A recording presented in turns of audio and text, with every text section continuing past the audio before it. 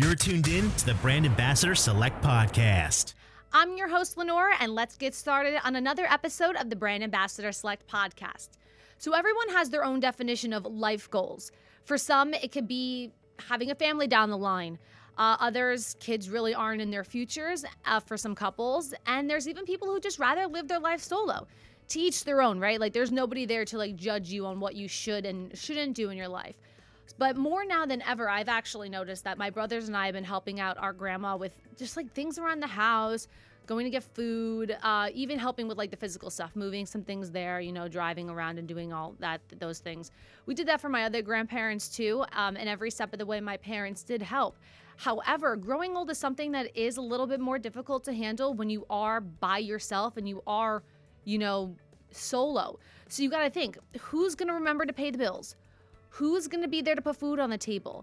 Who's even going to be the person that says, hey, ma, hey, dad, or hey, aunt, or hey, uncle, I'm taking away your car keys. You can't be driving anymore. We did that one. Oh my gosh, I did that once, right, with my grandpa. It was definitely not a pretty sight. He was so mad at us. But at the end of the day, it was not just for his safety, but it was for the safety of everybody else around them. And that's what we have to think about. It's pretty funny when the children become the parents. So with that help, those individuals face greater risks of isolation, financial exploitation, malnutrition, and other ills.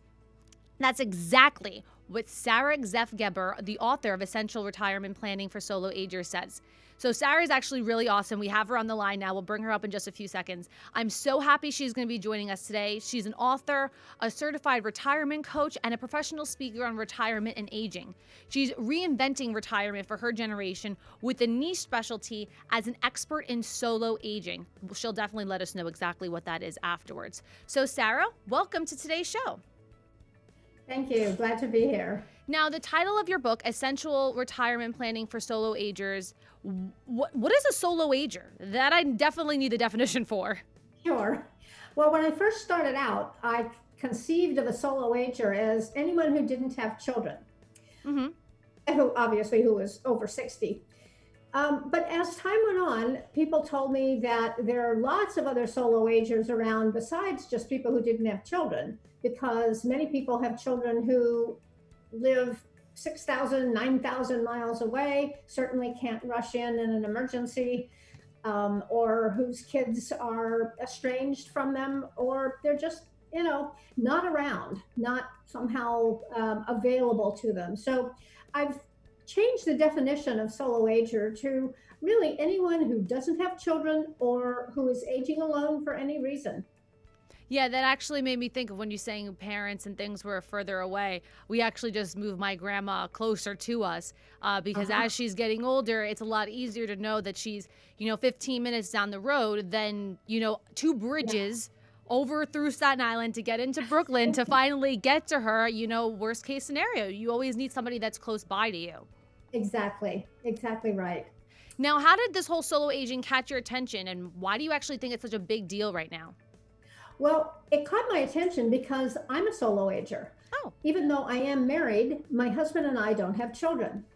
So for quite a while, I don't know, about 5 or 10 years ago, I was noticing that a lot of my friends and colleagues and some of my clients were spending a tremendous amount of time taking care of their aging parents. Now, I'm a baby boomer, and the people I'm talking about are baby boomers. And we are the caregiving generation right now, along with some Gen Xers too. We're the people taking care of the oldest old. That doesn't mean we're physically taking care of them all the time, but we're the ones that ensure that they're safe and secure and that they have a place to live, maybe a senior housing community that's right for them. Could it be as simple as making sure that they have groceries and their bills are paid too? Absolutely. I had friends who were spending a tremendous amount of time with their aging parents who lived sometimes a half hour, 45 minutes away, and another friend who had an aging parent on the other coast. Wow. So she would fly and spend 2 or 3 months with them and then come back. So it can take all kinds of different guises. And people have different situations, but the common thread was that there were adult children to take care of those older adults. So I realized that I had a lot of friends who, like me, never had children. We focused on our careers. We chose not to have children for various reasons. I thought to myself, who's going to do that for us? Yeah, like who's going to do your laundry or help you get down the stairs, or like we talked Exactly. about before, take you to the grocery store, like literally the simple things that we take for granted in life. Exactly. So I started looking into it, and I realized that nobody was talking about it. Nobody had written anything about it. No one was thinking about it. At that point, it seemed pretty remote, and baby boomers, of course, are always reluctant to talk about aging and anything to do with, impending frailty. They're just, baby boomers are as a generation are like Peter Pan. So they're never going to get old. Nothing's ever going to happen. So I thought that someone needed to remedy that situation, and I started doing a lot of research on childless adults in the past and how they've been treated, how they've been cared for, and why this generation actually had a preponderance of people without children. And so the numbers might be of interest to people. Yeah, what did you find out? What? Yeah, what did you find out? Now I'm interested. Yeah. So like, you got to tell me. Sure, of course. What I discovered is that in all previous generations where we have records, the rate of childlessness among women, because of course that's the only way you can measure it for obvious reasons, is about 10%. And it turns out that 10% is somewhat the rate of infertility. So what happened with the baby boomers that it rose to, and I kid you not, almost 20%. 19.4% was the assessment that was made on the 2010 census of baby boomer women who had not had children and weren't about to, because they were all 44 or older at that point. So if you look back into our history, what was going on in the 60s and 70s? Well, number one, we got the pill. So that gave women a kind of choice that they had never had before. Family planning choice, including not having children at all. And of course, the societal norms were changing tremendously. We had the push for the Equal Rights Amendment. Doors were opening to women for education and employment in fields that had never been available to women before. And many women, me included, chose that kind of life rather than raising children. So that almost doubled the rate of childlessness for the baby boom population. It gave you a choice. It's a big deal. Yeah, it gave us choice. Yeah, exactly. To figure out what you actually wanted and really put your path to make your path to your success. But what are some of the most important challenges that you found for solo agers that they do face and they should really know about? Yeah, good question. The number one issue that I think solo agers should address is a plan. What is your plan for growing older? Where do you want to grow older? With whom do you want to grow older? How are you going to build community? How are you going to ensure your safety and security as you get older? These are the kinds of things that adult children typically come in at a certain point. Often it's when the person reaches their mid to late 80s into their 90s, and they need a little help, because we do, much as we don't want to think so, we do lose capacity. We lose some physical capacity. Sometimes we lose some mental capacity. And talk to any 90-something-year-old that I can find for you, and they will tell you, in many ways, they're not the person that they used to be.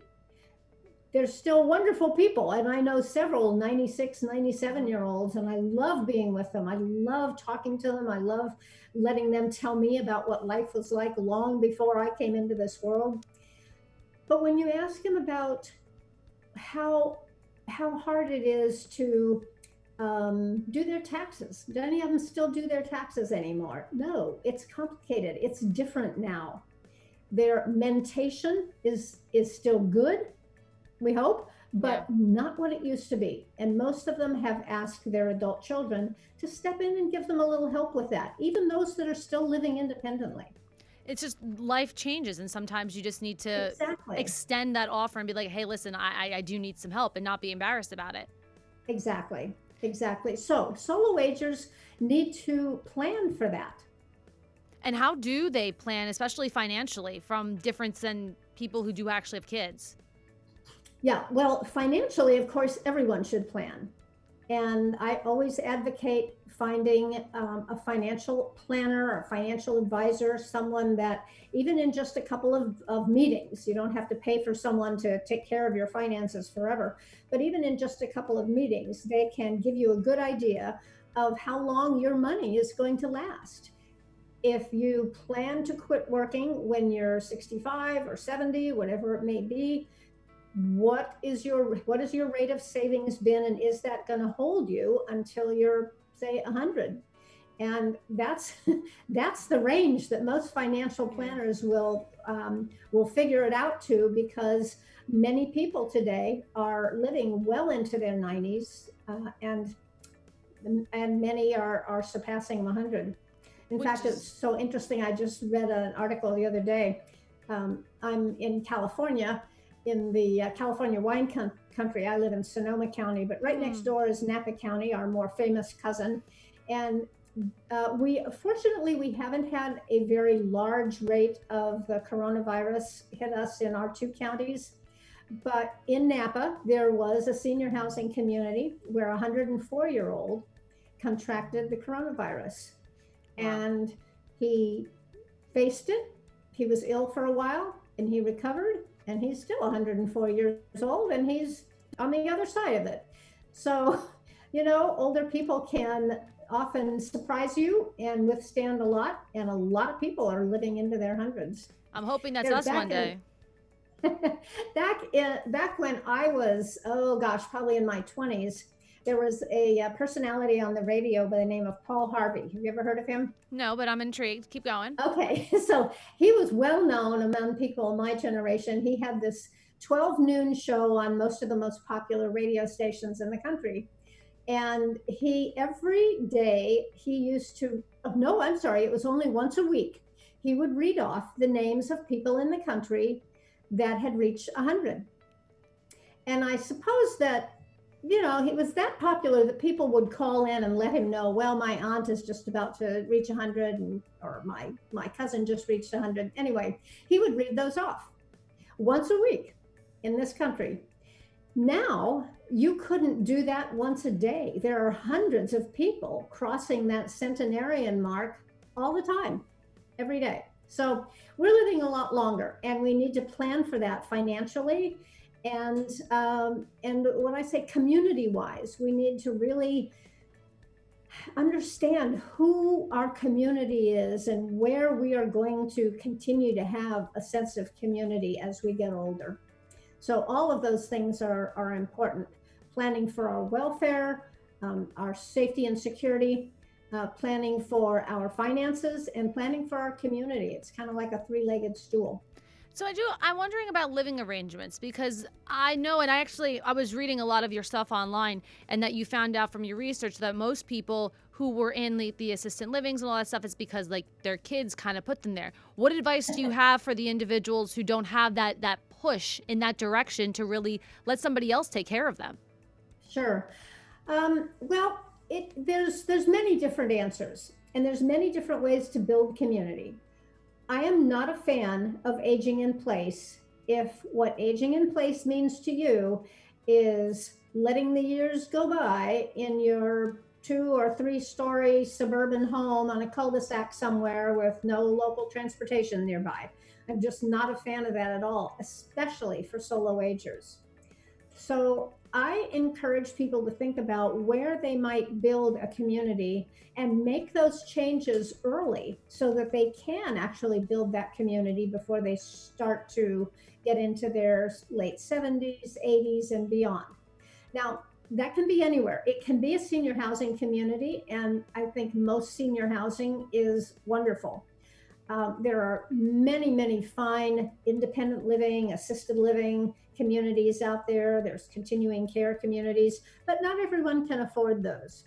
Yeah. So think about a one-level home, somewhere where you are close to your neighbors, There are many 55 plus communities where you can find both homes to buy and homes to rent, where there are lots of community activities going on, and you still have your own private home.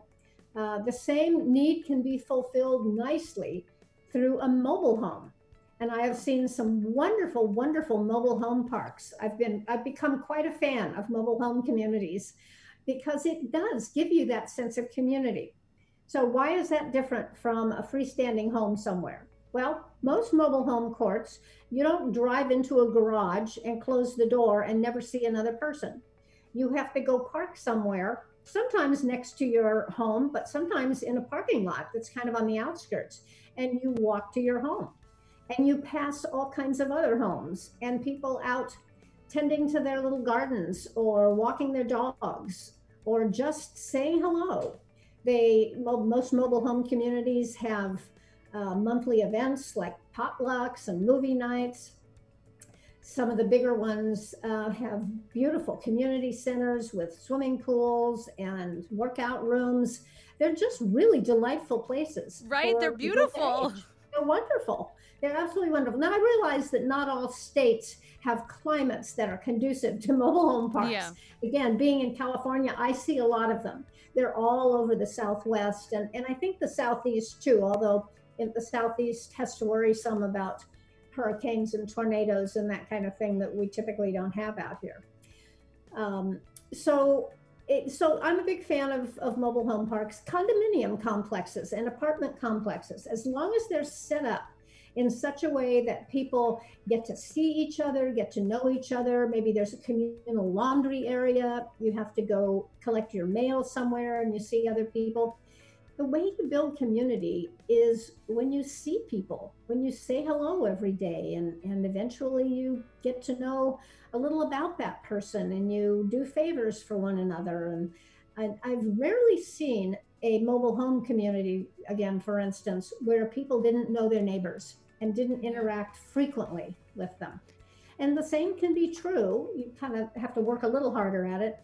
In an apartment building or a condominium, it's just important to find a place where you have one level living without any stairs to negotiate, because even in a mobile home, you can build a ramp if that's necessary. And you get to know the people around you. So community to me is everything. Yeah, I was just going to say, I think that's really what helps, because if you don't have, say, a partner, you don't have like your kids or grandkids and things like that there, who are you really spending your days with? Who are you telling these stories about to? I did notice that online that you are a contributor for Forbes, and I think that is super duper cool. How did you get involved? Oh, well, you're like, it's no big deal. What? I'm like, you're so cool. It's actually funny. It's kind of the most impressive thing to the outside person about my resume that I write, that I'm a regular contributor to Forbes. My swim lane, as they call it in journalism and some other industries, is aging and retirement. So it gives me a chance several times a month to get on my soapbox about some issue that I care about with regard to getting older. And so I have a friend who's a journalist. I'm really not a journalist by training or by tradition. I come out of a very different modality, but she thought I might be a really good contributor to Forbes, and so she connected me up with them. And at the time, they were looking for people to write in that particular swim lane. So that was about the size of it. I was going through it this morning. I was like, oh my gosh, she posts like every other day. Like these stories are great. And then I was like, I can't. I was like, I'm gonna be too stuck in reading all these. I was like, I gotta get focused. So Sara, thank you so much for joining us today and really giving us the insights on who Solo Aging is, who specifically they are, and how to help. So to learn more about Sara, you can visit her website at sarazeffgeber.com. That is SARAZEFFGEBER.com. You can also check her out on Facebook, facebook.com/lifeencore, and purchase her book on Amazon, Essential Retirement Planning for Solo Agers. Sara, again, thank you so much for joining us and really shedding a light on something, like you said, not many people were really talking about at the time. Yeah, thank you very much. I enjoyed being on your show. I am jealous that you are out near a wineland, though. So next time I'm over there, I will give you a ring-a-ding-ding. Okay. So don't forget to hit that subscribe button and always stay up to date on the latest Brand Ambassador Select podcast. You can always find us on our socials too at Brand Ambassador Select. I'm your host, Lenore, and see you next time.